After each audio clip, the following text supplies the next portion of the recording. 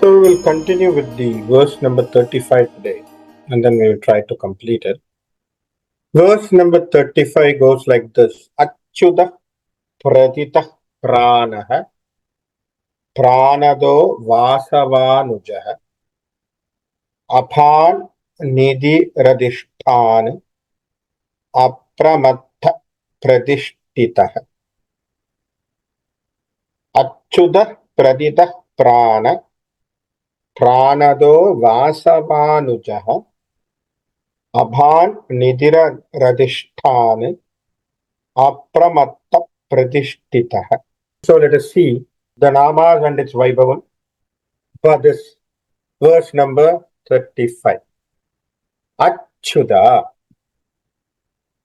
One of the famous nama for Mahavishnu is Acyuta. So there are three namas which you can always say when there is a peril or a danger which comes in our life. Acyuta, Ananta, Govinda. Idi Trinamaha Sarva Vyadi Vinashyati. Even if you do the japam like Acyuta, Ananta, Govinda of three namas, any Vyadi will be ward off. So Acyuta, what does it mean? What does the name Acyuta conveys? One who does not fall from his status. So basically we are saying he is very stable in his position. Stability means Acyuta. Always he is stable. He's never giving up or never has gone down or anything else. And also whoever the devotees approach him, he never let them down. When Vibhishana comes for the Charanagati in Ramayana, and he comes out and he says that he wants to join with the Rama because Ravaneshwara has asked him to go out. So Vibhishana is ready to join with the Senas of Rama. But all the other Vanaras and everyone arguing, saying that we cannot trust this fellow. They are saying that this fellow is from the Asura side, Ravaneshwara's brother, cannot be trusted. He even deceived his own brother. So how can he be trusted? That they are taking in that connotation. Because he is not standing with his brother, right? So he has given up his brother and he has come out. So how can you trust tomorrow he may run from here? Now he has given a word through the Vanaras as the messenger saying that I want to do my Charanagati to Rama. Now Rama says beautifully here in the Ramayana, the reference goes like this. Mitra bhavena sampraptam na tyajeyam katachana. No matter what, whatever flaw you can say about a person, he cannot be trusted, he is Asura, he has abandoned his own brother, he has given up those things and he has run here. Maybe he is fearing of his own life, whether his brother will be killing him. All those things, whatever flaw you may see with him, doesn't matter for me.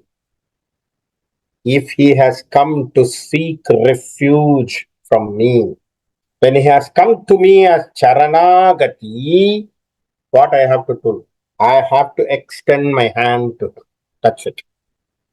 So this is where Rama stands as Acyuta, and he has given the hand to the Charanagati Tattva, and he has extended the hand to Vibhishana. So what does it mean? God will never let us down. Acyuta. You believe him, you surrender to him, he will never let you down. The Vishnu Murti will let you down. Acyuta.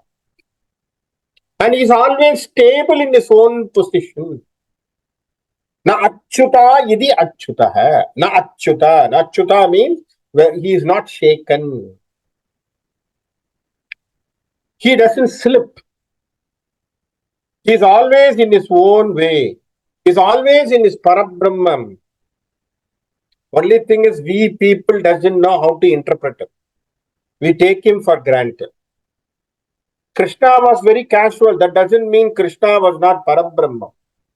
Arjuna didn't understand Krishna as Parabrahma. That was the problem. Which has been shown in the Bhagavad Gita at the end of the Vishwarupa Darshanam, Vishwarupa Yogam, where he shows it. That who is he? Because he is always thinking him as a friend, that's it. He has seen him in the close proximity. He didn't know who is this Parabrahma. Dhritarashtra didn't know who is Krishna. Bhishmacharya didn't know. Sometimes he didn't understand he is Parabrahma. So many people didn't understand the Parabrahma. So he lived in the Parabrahmic life. So that's why they called us Acyuta. It's a very important point because they always stand in their Parabrahma state. They're always there in their Atmic level. So that is a very, very important stability what we are talking about. Acyuta. That's why our chanting of this mantra, Acyuta, Ananta, Govinda, meaning give that stability. Give that stable mind. Let me not go down. Let me not be confined to my own body, physical needs or something like that. Let me come out of it. Acyuta. Acyuta, Pratita. Pratita. He is always famous. He is famous because he has a greatest reputation in himself. He has a greatest reputation. The fame. See, the fame, when we refer to the fame of God is different from the fame of an individual person. So do not compare a Manushya fame, Manushya fame, that the Prapalyam. Manushya Prapalyam is different compared to the Deva. Why we are saying this? Because the God's fame is totally different because they come with that quality to the earth. They come with that quality, they come with that guna, they come with that attitude and personality. So they have not deprived of that personality anytime. Human beings, by showing their own talent or skill or wealth or something like that, then you become that celebrity range and you have been celebrated, you have been admired by this world because of some talent or something which is very unique. And then you have to display this every time. That's where you have been appreciated. Because of the appreciation, you get fame. And because you get the fame, then what happens? You get ego, you get pride, you get everything in your life. That is for the human mind. But God is not for that. He is with the fame. He is with all his own abilities. He has come out with all those things. He is never deprived of anything. That's why we say he is one who is always stable and he is always famed because of his own reputation. It is his own reputation. This is the result. And beautifully says, one of the commentators says, why he is famed? Why he has got this reputation? Because he always stands in the Dharma. He never deviates from the path of Dharma. He always in the righteous path. That's why his name is permanent. And he gives the reference beautifully. The commentator gives the reference. Think about the reference what he is giving about Prahlada Charitra. Prahlada Charitram, the fame for Prahlada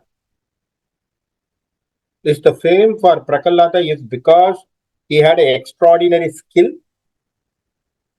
Is it because he can type fast in the computer words? Or he has a very good memory power where he can memorize and say? Or is it because he can do show talents and everything? Or he can sing different ragas and all? No. Prahlada is still, we don't know from which yuga he is there. So Narasimha Murti's avatara should be before the Treta Yuga. Right? Treta Yuga, before Treta Yuga, because Narasimha Avataram is before that. So Narasimha Avatara is before the Treta Yuga. So basically it is before Treta Yuga means most probably in the Satyuga. From Satyugam, the Prahallada's Charitra is still there today, even in the Kali Yuga, whenever you see the Narasimha, because they followed the devotion, they followed the dharmic path.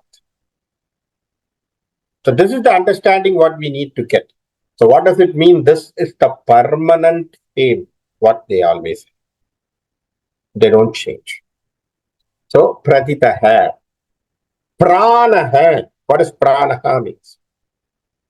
Pranaha means your breath, right? Your life breath, the life source energy. Prana, pranan, right? So that is basically where he gets the thing. So he is like a life energy. Pranova aham asmi. This is what the word, the Adi Shankaracharya refers to this quotation, saying that he refers himself like I am like the life breath or breath for all the creatures here. Ulahil or Uyirumanai, as per Ramanujacharya, from the Divya Prabandham. Ulahikor Uyirumanai. So he is the soul, he is the breath, prana. So this is where we say that he is the essential part of our life. See, when we refer to prana, think about this way. You breathe in and breathe out involuntarily. Right? So there is no need for your brain or something to be instructed saying that you breathe in, breathe out. This goes involuntarily. So such is the existence of the God. He is almost every time is there. He is more involuntarily associated with you. That's why we say he is pranaha. Pranadaha.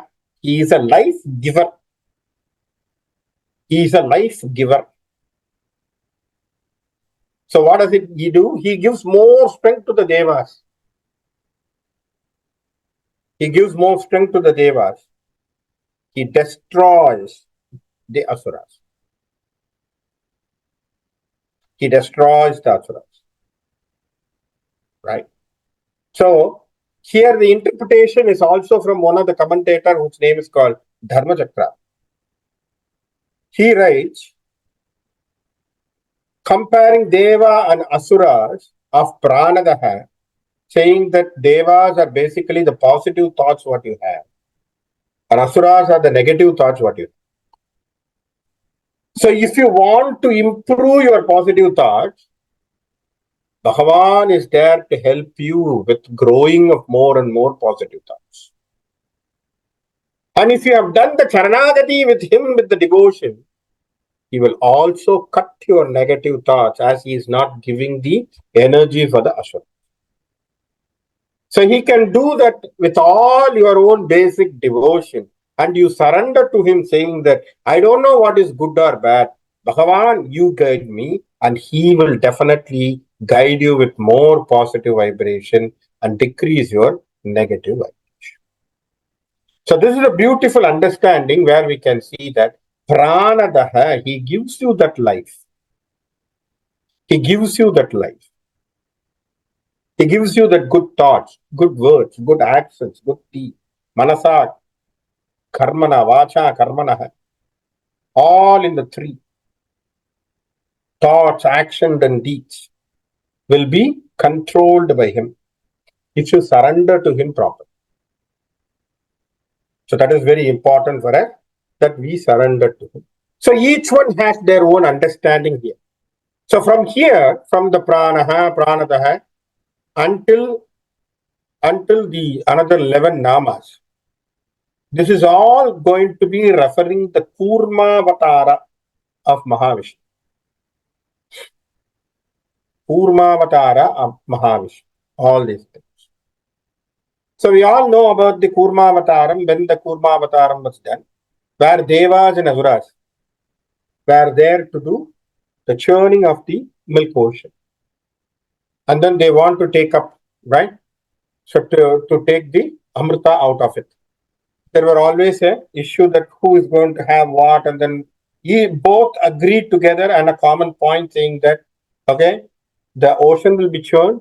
When the Amrita comes, both are going to share it. All right. So what happened? Because see, the work cannot be done by individual because you need Asura Shakti to churn it because it's very heavy. So they need something to be more strong and strong peoples to do that. So Asuras were strong those days.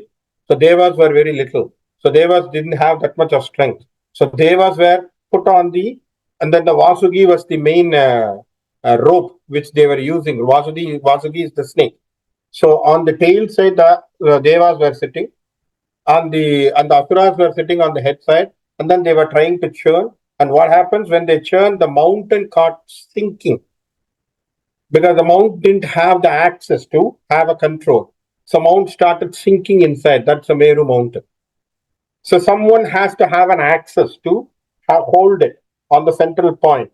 So what happens? Mahavishnu takes the Kurma Avatara and he goes and lifts the Meru mountain, and then he gives you the central access for that. Then the churning happens. Correct? So before this, there was a small interlude for them to understand how this happened. So Asuras and Devas were there. So this is one of the commentators who has given this beautiful small story for that. So when there is a Omkara which is coming out, all right. So then they were talking about from where this thing happens, right? So because they say that from where this sound is coming, and they were not able to locate it.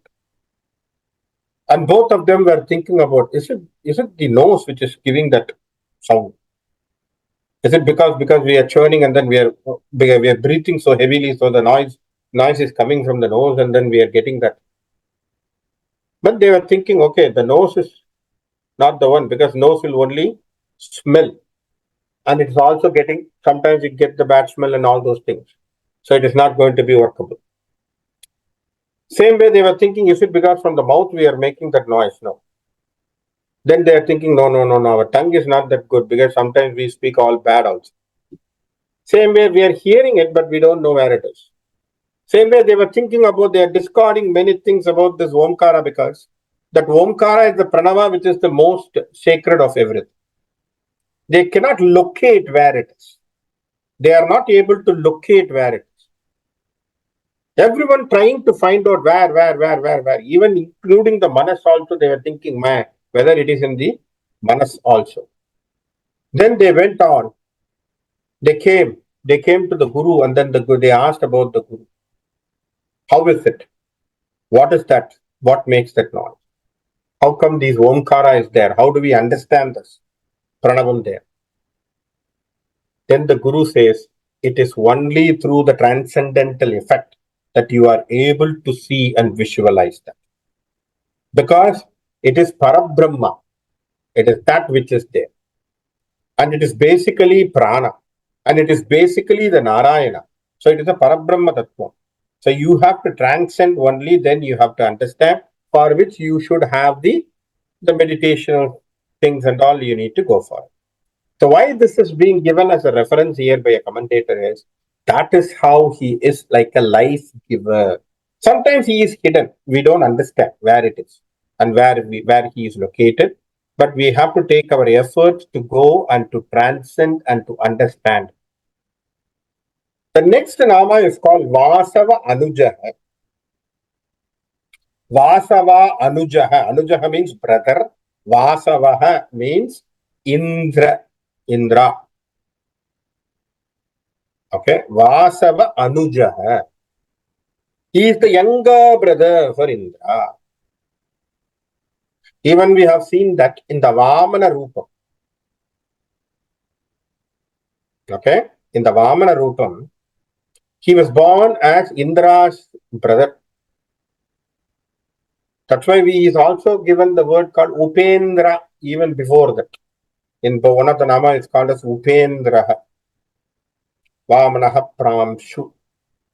So we study about one of the nama called Upendra Vamanaha Pramshu. Right? So Upendraha, meaning he is the brother of Indra. The same way here also it is a reference which is given as Indra's brother. So Indra's brother also in the Kurmavatara, they say, he was born after Indra on that yuga, so that he is considered to be the younger brother of Indra. During the Kurma Avatara period also. So that means in Vamana Avatara also he was younger brother for Indra, and Kurma Avatara also he was the younger brother for Indra as per Vishnu Purana. Okay, so as per Vishnu Purana. So that is what is called as a Vasavanujah. Apamnidhih, Apamnidhih, Apamnidhih, who is a sustainer of water, who is sustaining the water, sustaining the ocean. Okay, sustaining the ocean. Here, ocean. What we talk about the water. Water is something which is the essential product or essential Panchabhuta. One of the Bhuta from where the creations all started. So without water, nothing. That's why we, even in the Mantra Pushpam, we say about water. Yopa Pushpam Veda Apaha. So we say that, right? Chandrama Apa Pushpam Pushpavan Prajavan Vasuman Bhavati Ye Edam Veda Yopa Ayatanam Veda Ayatanavan Bhavati. So why we say that water is considered to be so sacred? When you offer even a drop of water to the God, we say Arjam, Achamaniyam, Snanam. So these are samasta upachara puja, for which you offering a water drop is very considered to be very important. Snanam, Achamaniyam, Arjam, all those things are considered to be upacharas. So where water is considered to be a very, very important ingredient for our Sanatana Dharmam.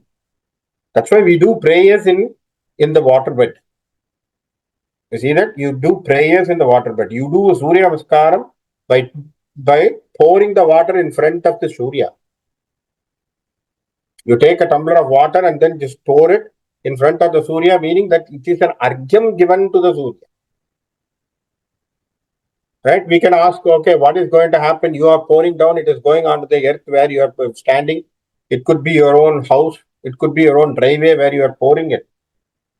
This is called Manokalpitam. This is the Bhavana. Bhavana means whatever I do, I am thinking that I am offering to that Lord where He is. That's why we see Adhyam. So all those things in the puja, what you are doing, is all with the water. You have a kalasam, water. Right? You have a panchapatram with water. You have a sangh filled with water. You have Vishesha Argyam filled with water. Without water, there is no puja in Sanatana Dharma. Why? Because it is a representation of the Panchabhuta, very important representation. That's what we say, Apamnidhih. Because he sustains the water body. He sustains the water body. He keeps that intact. Right? So that is where we think about Bhagavan being the glory, because the ocean, the mighty ocean and everything represents his own, his own vast Parabrahma level. Okay. All these things. See, very easily said, all the canals, rivers, ravines, streams, everything merge into ocean. It could be a different routes, different places, different things, they run through different places. All those things culminate towards the ocean. And what happens? The river can have a different taste. Remember, the river will have a different taste. If you go to Coimbatore, there is a river called Siruvani. Siruvani is a river. And this river water is considered to be a very sweetish water. And it's a soft water. Kaveri has a very good taste. Vaigai has a very good taste. But all go and merge with the Bay of Bengal. What happens? Kaveri starts from the Karnataka, goes all the way, runs through the Cholanadu, and goes and merges with the Bay of Bengal near Pumbukar. Now, where is the Kaveri water taste when it merges with the ocean? It becomes one and part and parcel of that ocean. Understand, we all are like our rivers. We all are like that. We are Jivatma. We run anywhere. You may have your own taste of personalities, taste of attitude. Ultimately, you merge with the ocean, which is the Parabrahma. So very simply understood, it is the Advaitic philosophy what we talk about. So that is why we say this is a very, very important understanding for us, saying that this is that. Number two. And also there is a reference here from the Tiruppavi reference, which is also given. Aalivai Kanna, ஒன்று நீ கை கரவேல், ஆழி உட்புக்கு முகந்து கொடு ஆர்த்து எரி, ஊழி முதல்வன் உருவம் போல் மெய்கருத்து பாழியாய் தோளுடைய பத்மநாபன் கையில் ஆழிபோல் மின்னி வலம்புரிப்போல் நின்று அதிர்ந்து தாழாதே சார்க்கம் உதைத்து சாமழை போல் வாழ உலகில் பெய்திடாய் நாங்களும் மாறுகழி நீராட மகிழ்ந்தேலோர் எம்பாவாய். This is one of the Tiruppavi where the Andal talks about the greatest of greatest, about the ocean, water, and the nature of Parabrahman here. And she was the person talking about how the water evaporates from the ocean, goes and forms as a cloud, and then the cloud goes as a rain, and the rain gets into the seeds or anywhere, and then how it merges back into the ocean. All right. So she is the first person to talk about this water cycle, which we talk in the science, in Sanatana. Right. And here she talks about, beautifully she says about Padmanaban Kayyil Aalivol Valamburivol Nindru Adirndu Saramalai Vol Peidu. How, what a comparison she gives. And she talks about this, how the water cycle is happening, because this is very, very important for us to understand. Without water, nothing can be done. Right? Even Thirukkural, Thiruvalluvar talks about Van Sirappu on the second Adhikaram.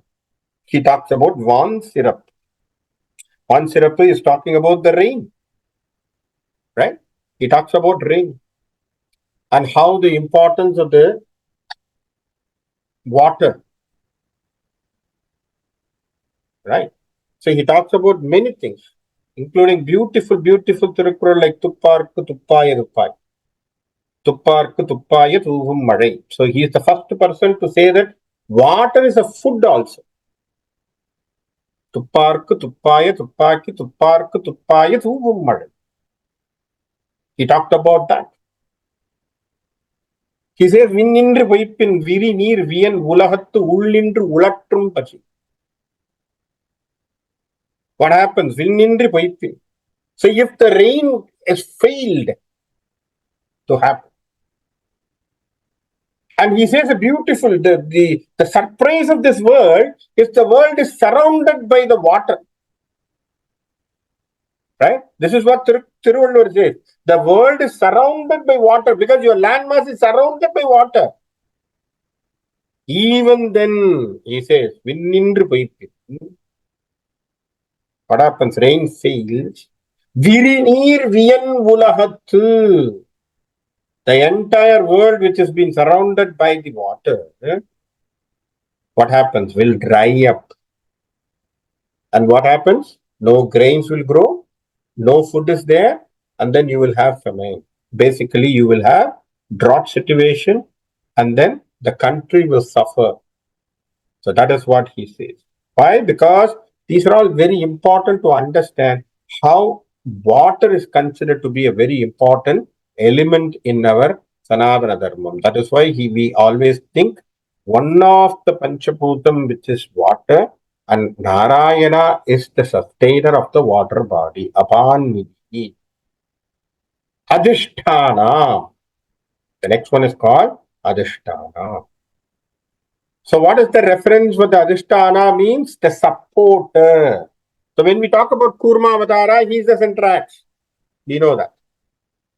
So Vishnu Purana talks about he is the centrax, that he was supporting the entire mantra mala. Shiroda Madhye Bhagavan Kurma Rupim Swayam Harihi. So he went as a Kurma Rupam and he started lifting and he was giving the center to give that support for the mantra. Mantaradra Adhishtanam. See the word Adhishtanam. The reference is from there. Mantrana Adhishtanam. So for the mantra mountain, he gave the support. He is the basis. So that's why we say Adhishtaha. Adhishtani Bhutani, meaning he is the supporter. He supports you. He supports everyone, the creatures. Right? So that is why he is considered to be the supporter. Apramattah. Apramattah, the one who is always vigilant. The one who is always vigilant. Extremely vigilant. He knows what happens where. He is very careful. He knows how to work with it. Excellent, vigilant. So that's why one of the commentators said, Apramattah is the word what everyone has to chant if you get more negative thoughts in your mind. Why? He will become more vigil sitting on your brain, controls your thoughts. He will make appropriate thoughts for you. See how beneficial by chanting each word, how we are bringing up those type of things to us. So that is what we say. To be very vigilant, what is it? Only the Nama, Bhagavan Namas are the best thing which can always help us.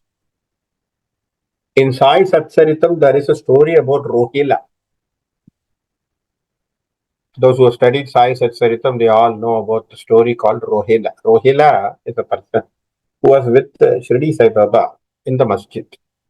Always in the night, he will sing the Kalma. Kalma is the basic prayers of the Allah. He will make very bad sound. The entire Shirdi Vasis were a little bit upset about this guy singing, in the la, and he's shouting from his own throat all night.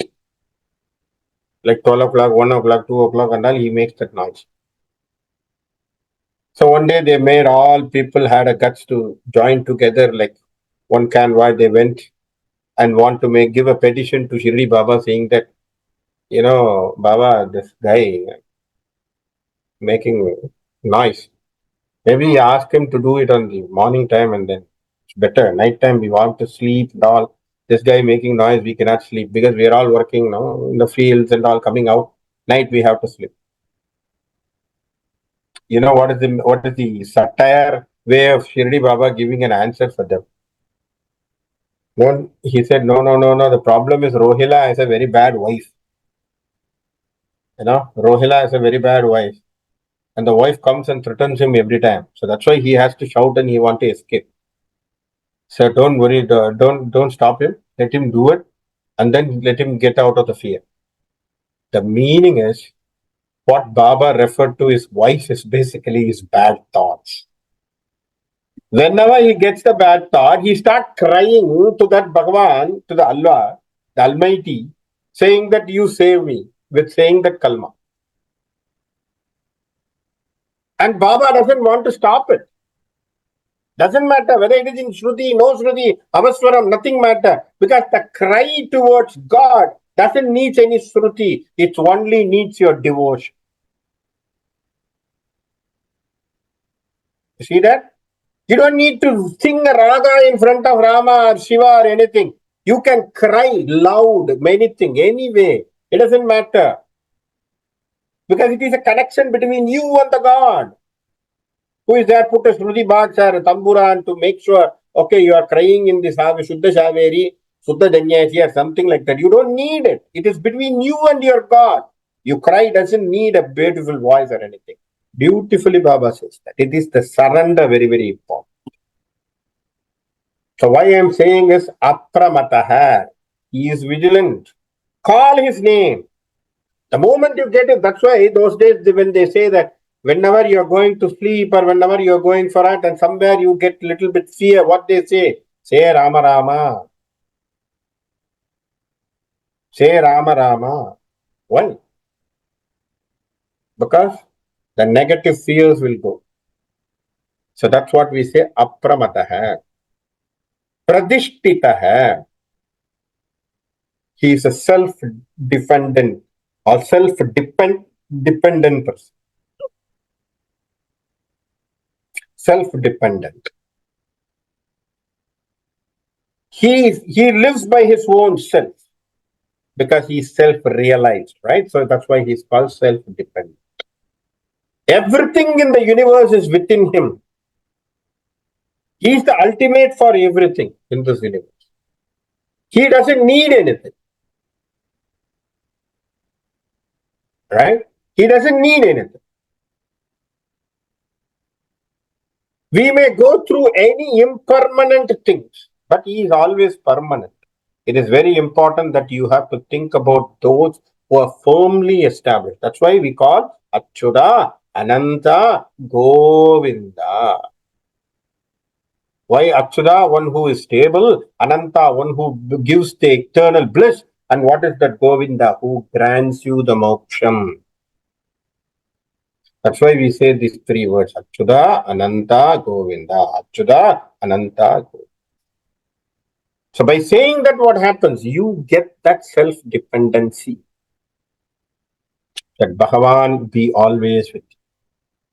That is why we say we need to surrender ourselves with all these gunas. It's a very important point for us to understand. So we'll stop here today. So we know the other members are not here. So we have done, at least today I want to open this, the 35, verse number 35 we have done. So slowly we will start working on the other verses. So let me conclude with the prayer. Hari Om Kayena Vacha Manasendriyarva Buddhyatmana Va Prakrite Swabhavat Karomi Yattat Sakalam Parasmai Narayanayethi Samarpayami Yadakshara Padaprashtam Matra Hinam Tu Yad Bhavet Tatsharvam Shamyadadeva Narayana Namostute Vishargabindu Matrani Padavadhaksharani Cha न्यूनानि चातिरिक्तानि चम्मश्च महेश्वरः अन्यदाचरणं नास्ति त्वमेव चरणं मम तस्मात् कारुण्यभावेन रक्ष जनार्दन स्वस्ति प्रजाभ्य परिपालयन्तां न्यायेन मार्गेण महीं महिषां को ब्राह्मणेभ्य शुभमस्तु नित्यं समस्तलोकाः सुखिनो भवन्तु समस्तलोकाः सुखिनो भवन्तु समस्तलोकाः सुखिनो भवन्तु इति श्रीरामकृष्णार्पणमस्तु।